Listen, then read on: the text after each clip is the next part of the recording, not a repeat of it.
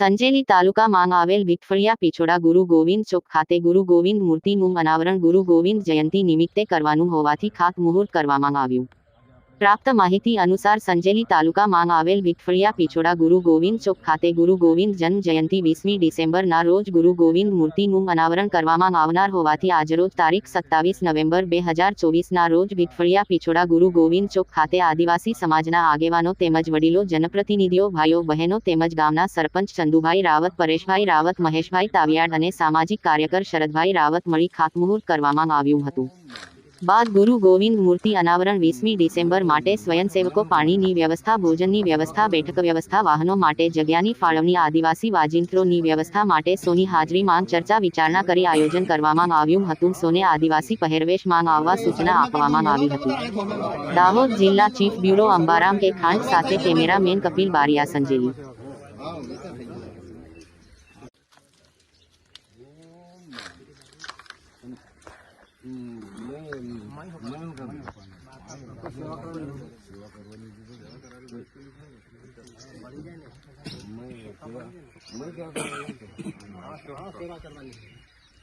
Side में कर दूं मेलो तो उधर आए मेलो मेलो मेल तो चलो शुरुआत થઈ ગઈ मेल साइड में सेवा हां उधर થઈ ગઈ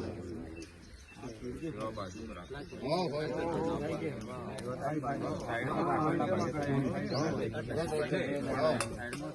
कोलसा आरी ने जीवन लिखे कैलकुलेट हां बस आए नीचे पर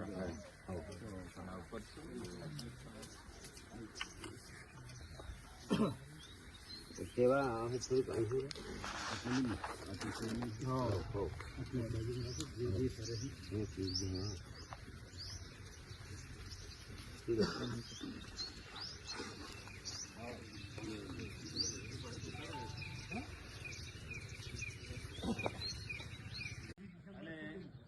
સર આપણે 20મી ડિસેમ્બરે એનું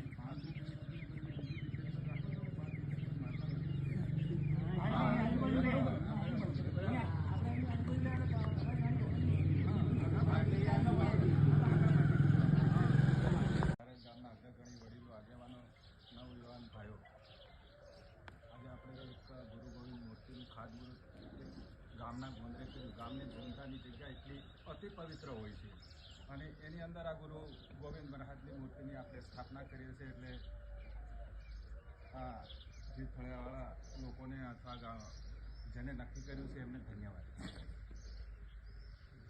આમ તો ગુરુ ગોવિંદ એક ક્રાંતિકારી, મહાન ક્રાંતિકારી વીર હતા।